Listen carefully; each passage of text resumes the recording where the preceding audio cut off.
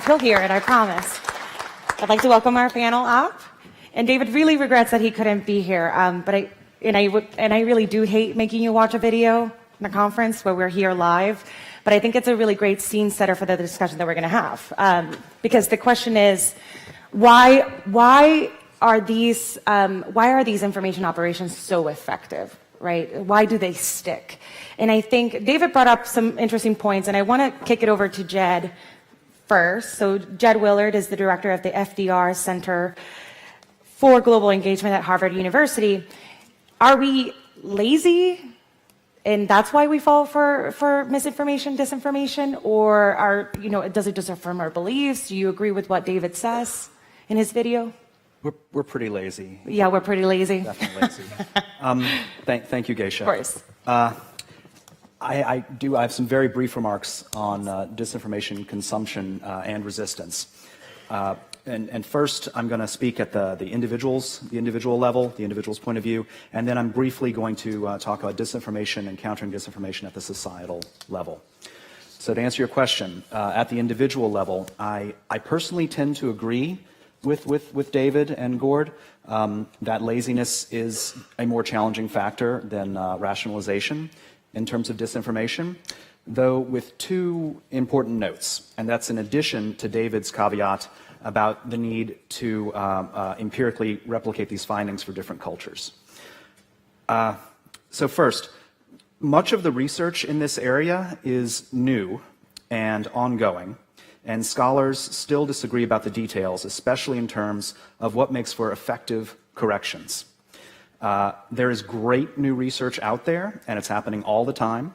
There's some fascinating ongoing discussions, including about this very paper, going on all the time. But there's still the need for more empirical evidence. For instance, Pache David, don't underestimate the power of motivated reasoning. Okay, laziness. Laziness is really hard to correct for a few key reasons. Very briefly, salience, that is, who cares? And I'll tell you a brief story to illustrate the importance of salience. And if you're in the Norwegian military, you've already heard the story, so I'll apologize. Let's say that France and Germany are in the finals of the Euro Cup. And for some reason, I want to check the score. So what I do is I pull up my phone and I type into Google, France, Germany. The first link that pops up, it gives me the current score. I go, and I put my phone away. I don't check my source. I don't double check my source. I don't do anything. Even though I'm reasonably well educated, I think I can think somewhat critically, I'm fairly media literate, I don't do any of that stuff. Even though I know in the back of my mind that there are people out there who are betting on this game, perhaps, and so someone might have a stake in putting out false information about the current score. And the reason why I don't do that, the reason why I don't activate any of those parts of my brain that I might otherwise activate, is that I care as much about the Euro Cup final, no offense, as the average German working class guy cares about Nord Stream 2. It just doesn't matter to me. So that's salience. The next one is volume. The sheer noise level of disinformation, the barrage of content, both from foreign actors and from domestic actors, and also malign and biased state broadcasters or semi-state broadcasters. There's a lot, we call it drinking from the fire hose. The information flow these days is incredible, and if you fill it with a particular point of view, it's really hard to ignore that. Next, speed, which is to say, no one really reads the article. People just forward the headline. There's a lot of information out there, and no one has the time to digest it all unless it falls under our personal definition of intelligence. We need intelligence. That's the factual information we need to get started with our day. I need to know if it's going to rain today so I know whether or not to bring an umbrella. But if I'm not engaged in anything involving foreign policy, do I really care about the elections in a country halfway around the world? That's the difference between intelligence and the other information. Finally, on the laziness front, belief affirmation. People really like to have their own personal beliefs backed up, and they don't like cognitive dissonance. So another big one. Okay, so moving on to the societal level. First, we need to always remember what disinformation is supposed to do. It is supposed to divide and dismay. It is supposed to leave us divided and without hope. Usually, the disinformation takes advantage of pre-existing lines of division within our societies. Sometimes it tries to make new ones. It's more effective at the former. Next, when we think about disinformation and societal vulnerabilities, we should separate out second-order vulnerabilities from first-order vulnerabilities. Now, by second-order vulnerabilities, I'm thinking of things like societal divisions caused by racism, misogyny, anti-EU sentiment, distrust of America, homophobia, those sorts of things. Those are different from those are usually different, put a caveat there, from first-order vulnerabilities, which are the underlying processes that generate the fear that leads to the demonization of the other, that is, those first groups. And these underlying processes that generate fear, sometimes existential fear, are processes such as globalization, the automation of jobs, growing or at least more obvious inequality, looming or actual conflicts, and climate change. Now, the caveat was some people really are just motivated by racism and misogyny, and there have, in fact, been political movements built on just those things, so don't discount them. And then I know we're going to talk a lot about solutions because you're our moderator and it's all about the solutions. Very briefly about solutions at the societal level. We should discuss solutions along the lines of reframing, positive narratives, and leadership. And it is those solutions at the societal level and at the individual level that I'm sure we're going to cover in the discussion. Thank you. Wonderful. Thank you so very much, Judd.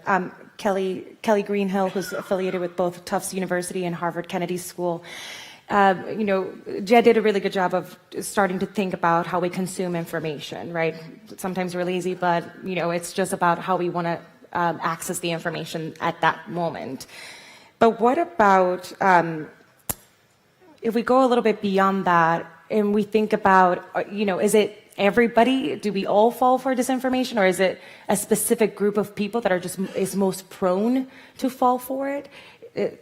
Because I think particularly in 2016 and after 2016, we've been thinking, well, there's no way this person would fall or would click on something like that or would believe something so sensational. So is there any truth to that? Alas, no. We are all susceptible. So I'm going to say, we're not all susceptible to all disinformation, or I would back up for a second and say that I actually think the most interesting area to look at is not necessarily hyper-partisanship. I agree with what David and Gordon have done, but it's not really the Breitbart arena that we need to be concerned about. It's more the kernels of truth that are upon which are superimposed unverified or unverifiable information, and that happens in news outlets that are considered quite trustworthy by consumers. And so we're not simply talking about demonstrably false or hyperpartisan articles. We're talking about the influence of information I like to call extrafactual information, so unverified or unverifiable at the time of transmission, that nevertheless serves as a source of knowledge about the world for those who believe it, and for those who would exploit the fact that others believe it to be true. So we could talk about rumors, conspiracy theories, myths, propaganda, things that are spread in mainstream media outlets as well as in more hyperpartisan arenas. Now, to go back to the question, why am I saying everybody is potentially vulnerable? Despite, even those who are blessed with advanced reasoning skills, we all suffer from a combination of natural human tendencies, and they are a combination of cognitive demands, information limitations, some psychological predispositions, and evolutionary biology plays a role. And I'll say very briefly say a little bit of each of these. So cognitive demands. Even the smartest, well-educated among us, no one can be expert on everything or deeply cogitate on every stimulus one encounters on a daily basis. So in such cases, we have to rely on what others write and say and do. And those who we rely upon are those we trust. And those who we trust are not necessarily conveying accurate, fact-based information at all times. And they, if those who are in the news business, also convey a wide array of unverified and unverifiable information. Sort of paradoxically, maybe in its kind of added importance, fact-based verifiable information is often needed when it's least available. So in situations, times of stress, war, societal discord, verifiable facts might be inconvenient or few, and then folks are forced to rely on sources of information of, say, woollier provenance, such as rumors, conspiracy theories, myths, and half-truth, news-ish items that are being conveyed by actors that they trust. In terms of psychological predispositions, we know that people learn from extrafactual information, even though we all, you're shaking your heads, right? We all think other people might do this, but we don't, right? So other people might learn from non-factual sources, but not me. I'm wise to this. And this situation is exacerbated by the fact that over time, we lose track of where we learn things. So even something that we understood was untrue or unverified or even demonstrably false at the time we first heard it can, over time, in our minds, grow more credible. And if we hear it more often, this goes back to Jed's comment about volume, repetition is also an issue. So the more we hear something, as a consequence of, I can say more about this, but the so-called illusory truth effect, we'll tend to believe it's more true. Made worse by the fact that when we convey information to others, we tend to convey our underlying belief in the information itself. We don't convey our confidence level in the information. So a kind of credibility creep can come in. So if I tell something to Jed, I may think it's kind of specious at the time and not necessarily believe it, but I generally don't tell him exactly how much faith I put in this information. And if he tells two friends, there can be an additional kind of credibility creep that comes into play. And then finally, evolutionary biology, Jed's already tapped into when disinformation is spread, or EFI, it's extrafactual information is spread. It's often spread because it speaks to issues that are salient, things that we care about, things that we are fearful of. And historically, or since way back when we were on the veldt, there was reasons to favor false positives or assuming the worst over taking chances. It's better to, if you will, and think in evolutionary terms, to mistake a garden hose for a snake than to mistake a snake for a garden hose. And so if we're uncertain, if it's unclear whether or not the information on offer is true, it might be safer for us to, if we're really uncertain, to take it at face value. So this encourages more false positives than false negatives. So that being said, come back to it, but for any given piece of EFI, nobody's going to be open to everything. There are receptives, those who immediately take it on board. It seems like it's true to them, it speaks to their worldview, it's salient to them. They've probably heard it before. There are those who are neutral. Those are the folks that those who are spreading disinformation care about most because they can be persuaded. And then there are the skeptics. They're probably unmovable. So again, for nobody's vulnerable to everything, but everybody's vulnerable to something. This is becoming scarier as we go along. Péter Krekó, Executive Director for Political Capital. Talk to us a little bit. So we've gone on the consumption side, on the individual societal. We talked about how we are all vulnerable, but not to the same kind of messaging. What about our communities and our echo chambers? Can we talk a little bit about that? Yeah, thank you very much. And I try to put away my academic hat because the usual response of academics to this kind of questions that what causes, for example, what makes people think in disinformation is that there are a lot of factors and there are many and all of them matter. And yeah, I think it's pretty much right, and I agree with all what has been said on cognitive laziness and the role of cognitive laziness. On the other hand, I don't think it's necessarily the most important factor. I'm we will replicate at my university in Budapest the research of David Rand and others, and I do think these are important research. Why I don't think, for example, that the cognitive reflection test is the best tool to measure motivated reasoning, because it's not motivated in any sense. But based on the researches we have done so far, my sense is much more that the more important reason behind belief of disinformation is group identity and what we call tribalism. And the thing is that I do think that if we just downplay to cognitive laziness, it's unfortunately too optimistic belief. Because what would it mean? That, okay, we just tell to people that you are cognitively lazy, and you just believe in fake news and conspiracy theories, so think a bit more. And then the problem is solved. Okay, I'm caricaturing it a bit, but still, it's I think there is this optimism of cognitive psychology that you can just easily solve problems via more mental effort, which is sometimes true, sometimes not. And if we take a look at some of the some researches on the role of partisanship, just quoting some few very simple data. For example, there was a research that showed before the US presidential election that 49% of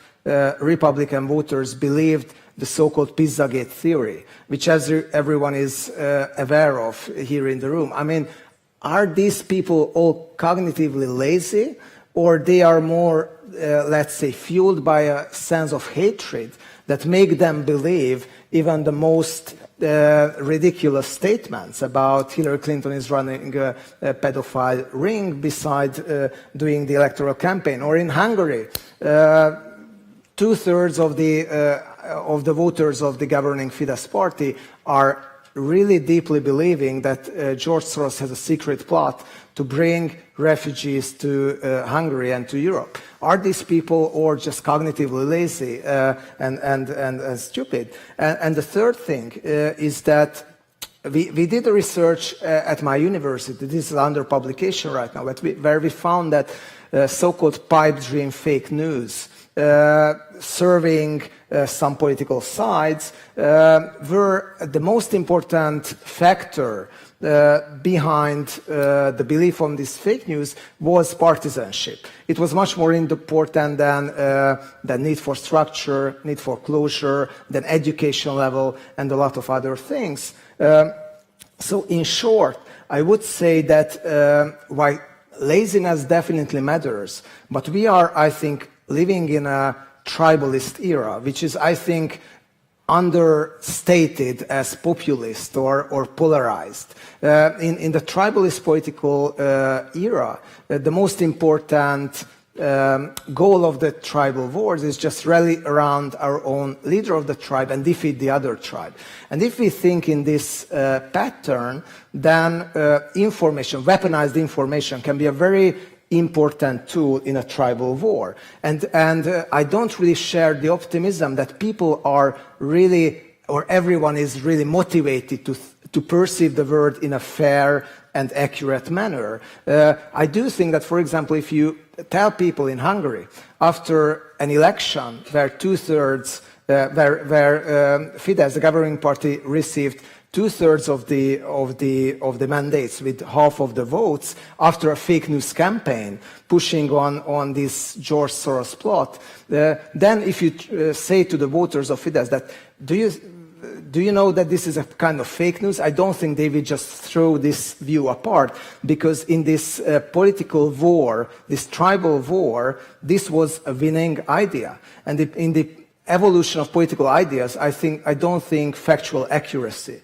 is necessarily the most important factor. So I'm a bit more pessimistic. What can be the cure if this is the problem? It's much more, I think, much more difficult than dealing with cognitive laziness, which I think is important. But trying to deal with this tribal nature of the political conflicts that is becoming, I think, more and more dominant in the whole Western world. Because if Politicians feel that they are interested in accepting, let's say, buying weapons from a malevolent superpower because they think that with these weapons, these information weapons, will help them to win the information war and win the campaign, then I don't think that we can only deal with the cognitive shortcomings and the laziness of the people. And this also has the undertone of the emotional attachment to the information that we consume, right? If you're emotionally attached, I think it's a little bit harder to think about solutions because some of it has to be fact-based, right? Some of it is, proving something that you believe to be true, that you're attached to emotionally, and feeding it facts. So I really liked when David is talking about the labeling component, right? If we label false information, one, we can't keep up on a technical level because we can't have enough fact-checkers to catch up with the information, but that it affirms the information that may be false to be true and that we attach ourselves to it. So let's start moving a little bit to the solution discussion. I think, in addition to the emotional challenge, there's also the challenge of virality. There are the pieces of news that you're most likely to share, and we saw that the proponent of that is bigger than the ones that you believe are more accurate. So what do you think are some of the things that we can start pulling apart in that? That could be solutions. Solutions. We like the thing is, I promised everyone in the invitation that we would solve that today, and that tomorrow we were just going to have a wine reception. So knowledge is power, and self-awareness matters. And recognizing, what I didn't say before is, while everybody is potentially vulnerable, vulnerability is, mediated by or determined by three factors. And one is worldview, one is salience, and one is repetition. And they all are tied to this issue of emotional content and emotional attachment. So to the extent that one can decouple emotional import from the message on offer, that can be helpful. It's not an easy thing. It's not a technical solution that can be implemented by Facebook tomorrow, but information and influence operations work in terms of pushing people apart. They can also work in the context of strategic debunking when killer facts are on offer, and when it becomes clear that there are real costs associated with embracing some of these views. And we should also be careful when we're thinking about who actually is buying into tribalism. It's quite important, but sometimes people say they believe things because it is a sign of their tribe. And some research has shown when push comes to shove and people actually have to pay costs for buying into some of these ideas, they seem to not embrace them any longer. So if there's a piece of good news in there, which is to say some of what appears to be belief in some of these ideas may simply be a marker of this is my tribe, and so I'm going to say I buy this. That isn't to say that these bits of information don't have real influence, but we need to disentangle them and pick apart and try to push back. And there are costs to buying this information.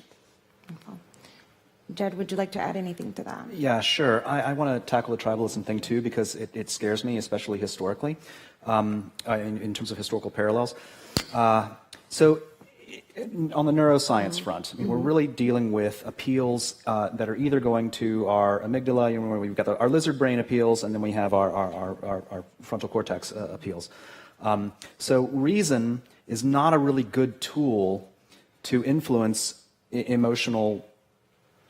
strong emotions. Reason won't work. It might work over time with a lot of repetition, but it's not going to work in the short term, and it may not work over the long term, especially if the appeals to the emotions are continuing in this constant drip, drip, as it was called this morning. And in-group, out-group, the in-group, out-group gut instinct is incredibly powerful. It's just like the snake. Is it a snake or is it a fire hose? Well, is that other hominid over there a friend or an enemy? Well, if I don't know them, I should probably beat them with a stick.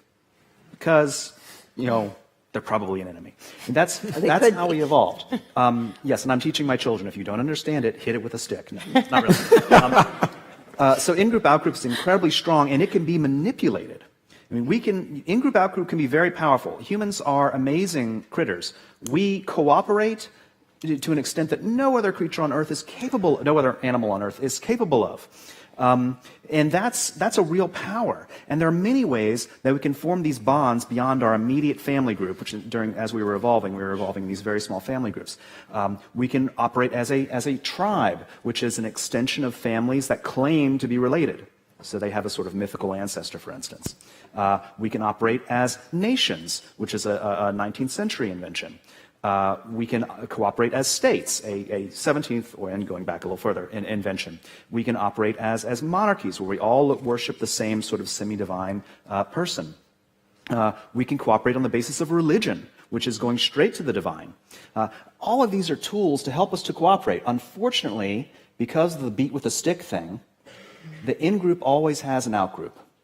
And if a leader, a populist leader, is relying solely on this in-group, out-group formulation and emphasizing the out-group, which is very easy to do in terms of ethnicity, especially because of the evolution of ethnic nationalism, which is a different story, that's incredibly dangerous, because you very quickly get into a zero-sum thing, where my tribe only benefits if the other tribe loses. And then very briefly about Soros. Everyone blames the Jews. It's like the thing you do. You know, oh, we're being invaded by the Moors, blame the Jews. Oh, there's heresy, blame the Jews. Oh, the feudal system is emerging and we're losing our communal privileges, blame the Jews. It's the Depression, blame the Jews. So unfortunately, a lot of the people that we turn to blame are our go-to gut enemies. Women, Jews, migrants, actors, prostitutes. You know, it changes over time slightly, but not as much as I would like. Kelly? Well, so I'm a natural pessimist. I agree with everything you said, but let me now play devil's advocate and try to be more positive. Yeah. So we also know that, even though you're right, frontal cortex versus amygdala, there's a counter strategy with fear conditioning. Right? We can actually retrain the amygdala not to respond to the garden hose as a snake. It does take time. It doesn't happen overnight. And you're right. For every in-group, there has to be an out-group by definition. But as you yourself pointed out, the size of the in-group and the out-group changes over time, and we can strategically manipulate that. So EFI can be used to change the size of the out-group and make, help us re-embrace the idea of nationhood over subnational groupings. I'm not saying it's going to happen tomorrow. Populism is quite powerful. We didn't get here overnight. It's not going to disappear overnight, but we've been here before and we've come out the other side. And so with studious, I hesitate to say it, but strategic manipulation on the side of the good, things can be done. Influence operations have offensive and defensive components, and the way to combat effective influence operations designed to divide us are effective influence operations designed to unite us and to point out the costs of division. And they're real. And whose role is that? Ooh. Would you like to take that? That wasn't for me. No, I mean, yeah. Whose role is it? And whose role is it? What are the incentives? Right? Because there's some effort that needs to happen for you to want to change the way that you consume information or that you believe things. I would start with that. I do think there is, of course, responsibility on the demand side, and no question about it. I think, if a lot of people would just follow some very simple rules of checking the veracity of the information, then I think, fake news could spread a bit less. So there is, of course, and that's why I don't really like this kind of narrative of brainwashing and so on, because finally, of course, the demand side has its responsibility. But on the other hand, I think the supply side is extremely important, and we shouldn't ignore the elephant in the room, in the sense that, yes, we can talk about the nice policy solutions in terms of how to fight disinformation, but if on if the politicians themselves, so on the politics side, there is a big motivation to do disinformation. And I mean, if someone talks to spin doctors these days, not just from the populist right, everyone says practically that without disinformation, without a post-truth campaign, you cannot win an election. So if this is the general mindset, then of course there will be a huge driver of misinformation from the political side. And I'm not sure that if politicians themselves are spreading fake news, then policy people will be able in every time to debunk them. I mean, I will add here, so of course, in our very first panel, Clint Watts mentioned that, yes, Russia, China, but political parties and political campaigns are the next, or well, already are the propagators of a lot of this because it is effective for their purposes. But again, I think we put too much responsibility on the demand side when we know, based on this discussion, that disinformation feels good.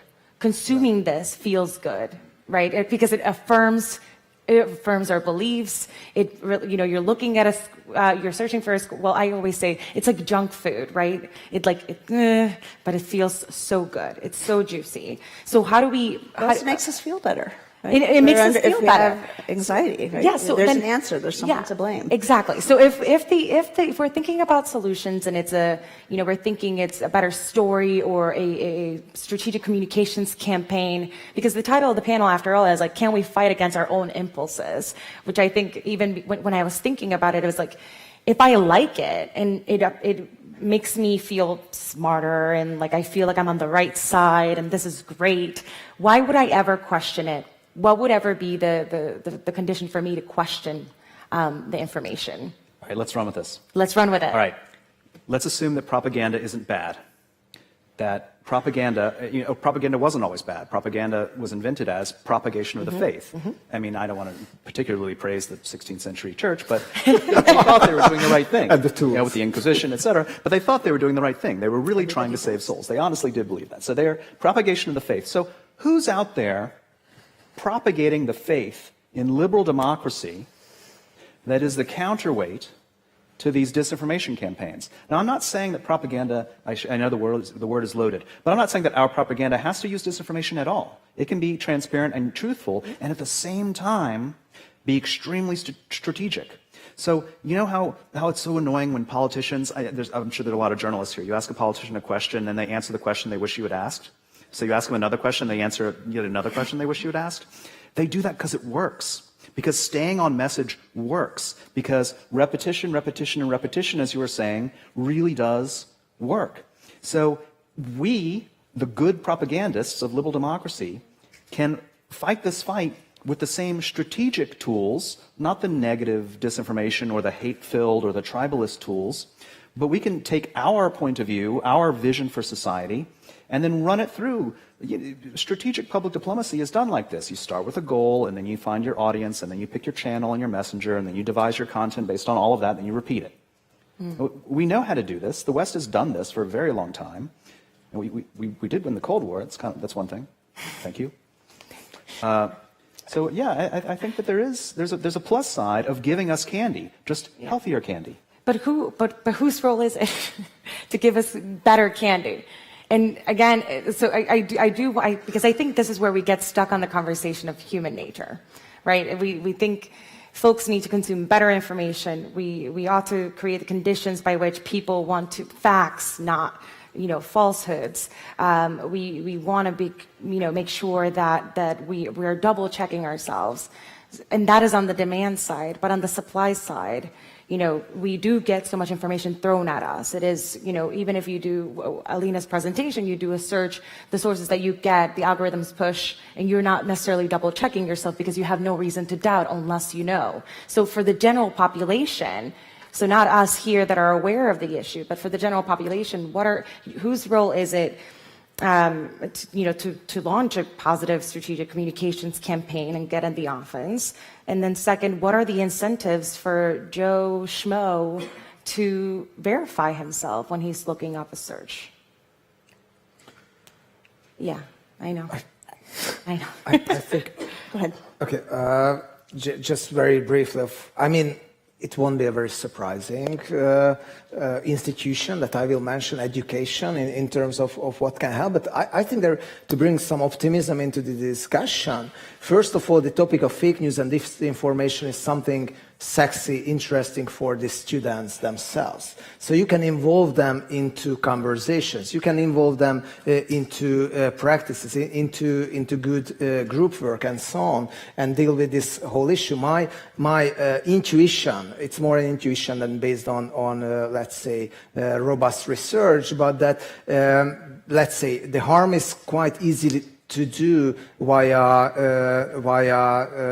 the internet, via the social media. While it's how to fight against disinformation, I think offline tools are sometimes more important. So it's much more easy to do it personally. It's much more easy to get involved because you need real personal discussions for that. And also, I think in terms of trying to counter a bit these tribal tendencies, you also need personal conversations. You need to come up with hot topics, but at the same time create a space where you can debate these issues. And so I do think that teachers can do a lot, and education and many fields of the society can be the probably the cure in an environment, as I'm saying, that geopolitical actors and domestic political actors will be strongly interested for a long time to push through disinformation.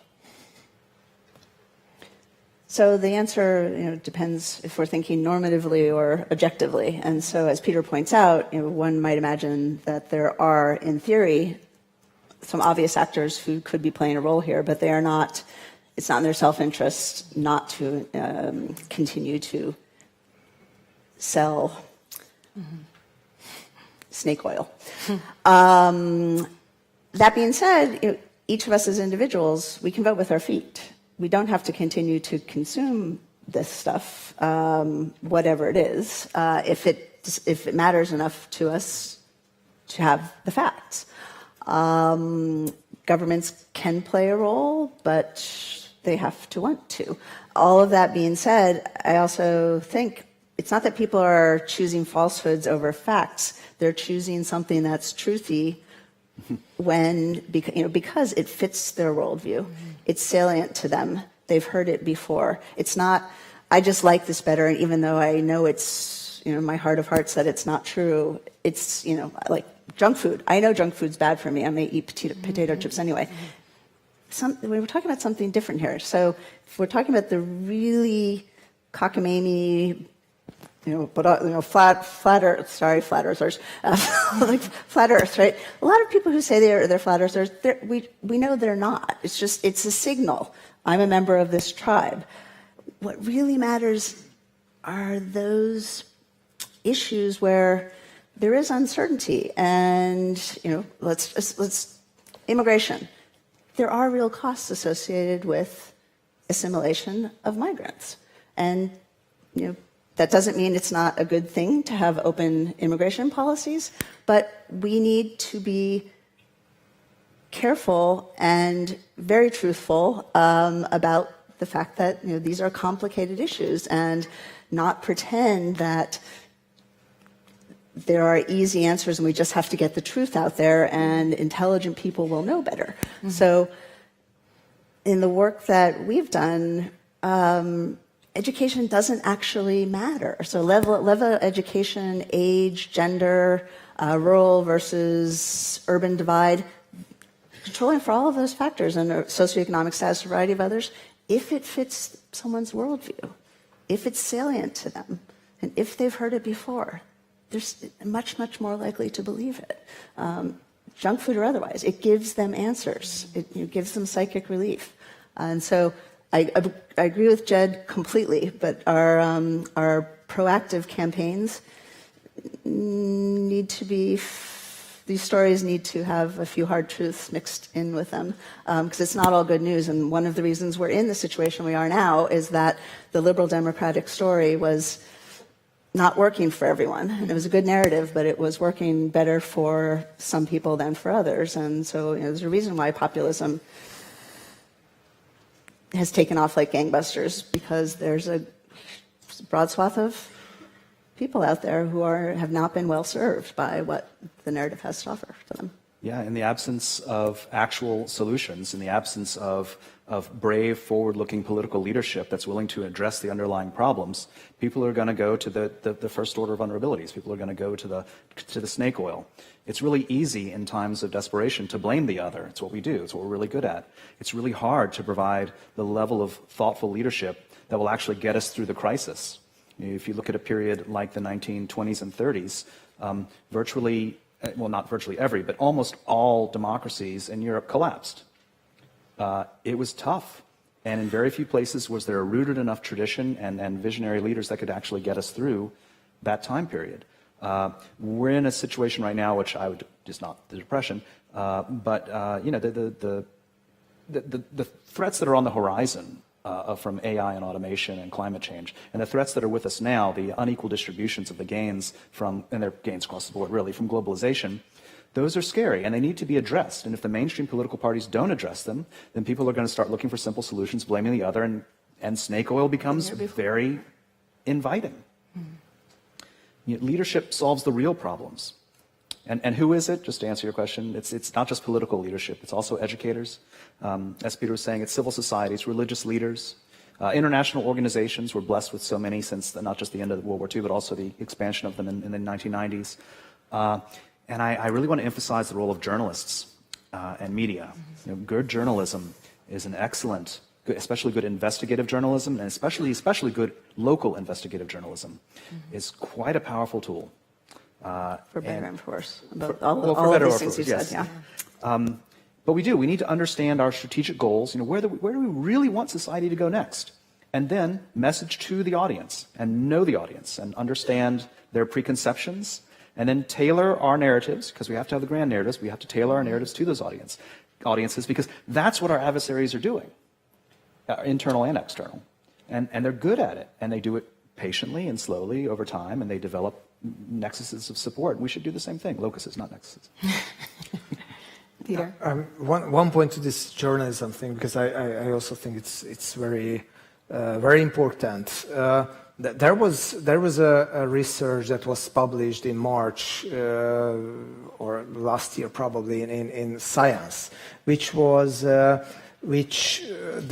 title of which was lies spread faster than the truth. Mm-hmm. And the study was practically claiming, based on this Twitter cascades, then fake news are spreading faster and more extensively than real news. And looking for the responses, or why is it, the researchers found two main things. One is that fake news are new, obviously, because they have been just invented, and of course they provide new information because it's not in the world, and you haven't heard them before. And the other thing is that it raised emotions. And I know it's quite a tricky issue, because our classical understanding, I think, of quality journalism is something that is objective, something that is showing things from different perspectives, and leaves it to the audience to decide how they feel about it. While I think if journalists want to take up the competition with fake news, probably they should go more for the emotions. And yeah, I know it sounds very tabloistic, it sounds very,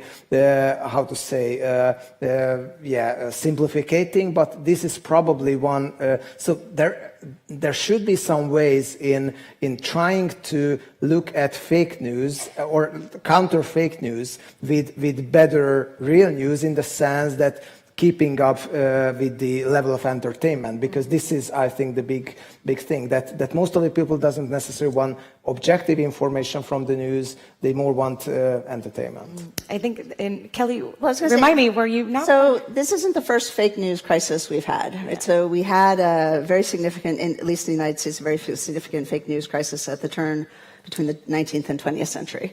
And in fact, the quality journalism that we set such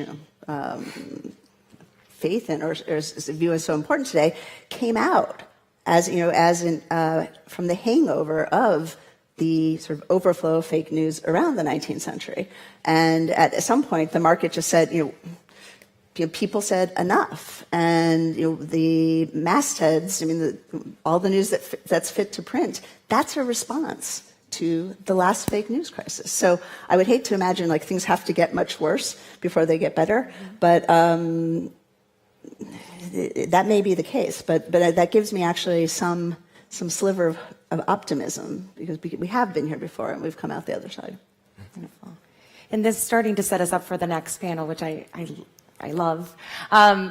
So let's, as we were thinking about, so we've landed at this place where, things are pretty bad, but not that bad yet. We like bad information because it's sensational. We want to click on it. And this is really hard to curb. We do need to push out some more strategic communication strategies that are focused on the positive, on the good narratives. So why don't I think it'd be good if we could end with, what are the positives? What can we take away? What questions should we be asking ourselves when we're still discussing beyond this discussion? Peter, you want to go first? Peter, if you want to go. Thank you very much. I just have something among my notes that I haven't said, so I just take the opportunity to say this. And this is also something that gives us some room for optimism. In a research we did, in an experimental research that was focusing on the non-true believers of conspiracy theories, but the ones who had some, let's say, soft opinions. And we created the belief of some conspiracy theories among the participants, and then checked different kind of counter strategies. And what we found, surprisingly to us as well, is that besides ridiculing, which we expected as that will be a successful tool against conspiracy theories and disinformation, it proved to be a highly successful tool, ridiculing the narrative, not the person who spreads it.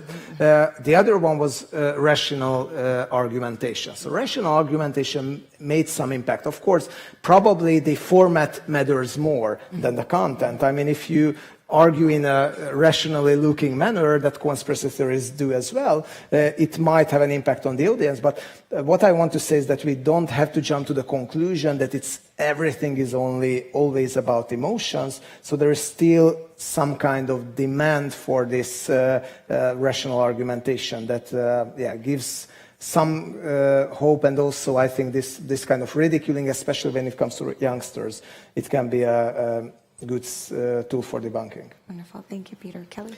Yeah, so humor can be a very powerful tool. It evokes a different set of emotions. So both fear, like fear, humor can be quite effective. Building on what Peter was saying, I guess a piece of good news is, if we're thinking about the extreme bad stories, number of people who believe in really wacky conspiracy theories and fake news, the percentages are quite small. So again, that's also why I think, what we ought to be concerned about are not the truly fringe ideas, but the news-ish ideas, because that's where there's tremendous political impact, and the news that maybe there is not so good. In the context of rational reasoning and engaging the other side, I think we should all every day be asking ourselves, and when we encounter people who have views that are different than ours, what evidence would change your mind? What would you need to see to change your mind about your belief? And we should, we should be asking ourselves this question every day, and asking others. And I think we go a long way. Thank you. Very briefly on the subject of conspiracy theories, a colleague of ours did an experiment where he asked people a battery of questions about different conspiracy theories, and found that very, very, very few people believed in more than 4. They would discount most of them.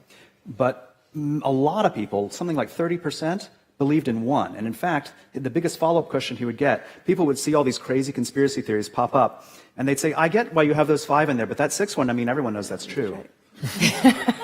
And it would be a different 6 depending on where you are. And one of the nice things about debunking conspiracy theories is to talk about other conspiracy theories. Because there are conspiracy theories like there's a Mossad CIA flood machine that causes flooding in Pakistan. That sounds stupid if you're not from there.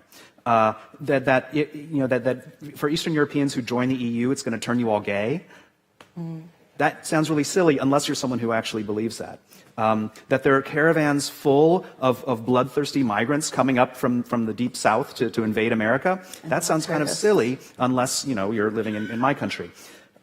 So conspiracy theories, the ridicule, especially when you sort of multiply it out, can actually be kind of neat.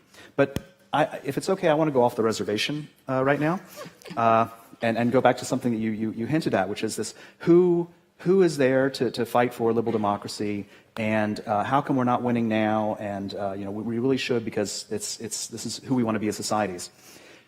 This is not, as you said, the first time this has happened, and as Kelly said as well. In fact, it happens all the time.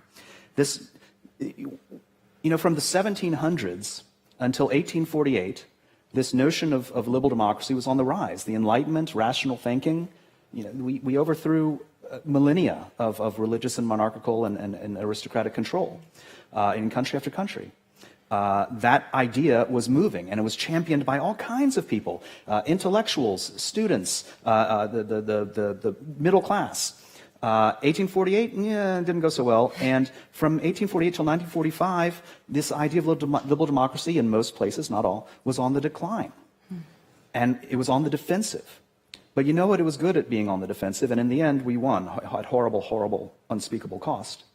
And from 1945 until, say, the 2000s, we were at least at stasis and then winning again.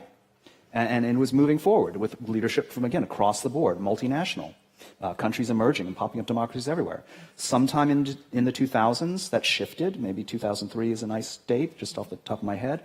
And it became at least contested. I don't know if we're losing now, but liberal democracy became contested. And in many countries, alternative visions for the future popped up. And in some countries, those were broadcasted out to the rest of the world. But I think, and here I'm actually going to be optimistic, I think that sometime in the past year or two, we've turned the tide. And that maybe not even consciously, we've gone on the offensive again. And by we, I'm talking about liberal democracy, the Enlightenment tradition. And that we're realizing we're coming to events like this. And we're talking about this as a problem that has solutions. And we're being more hopeful and not confused as we were during that contested period. Mm-hmm. We've been through this before. And this time, let's do it without violence. Please. Well, thank you so much, Jed. And thank you for this wonderful discussion. I think if you don't mind joining me in giving a hand to our speakers. Of course. No, I'm left with so many questions still, so I think for those discussions, please do continue to use the hashtag disinfoweek, and for our next coffee break, we ought to continue the debate. It's my pleasure to introduce the next panel as we transition a bit quickly, which is going to look at propaganda, advertising, and journalism, which is something that Péter started hinting at. Like, what do we do?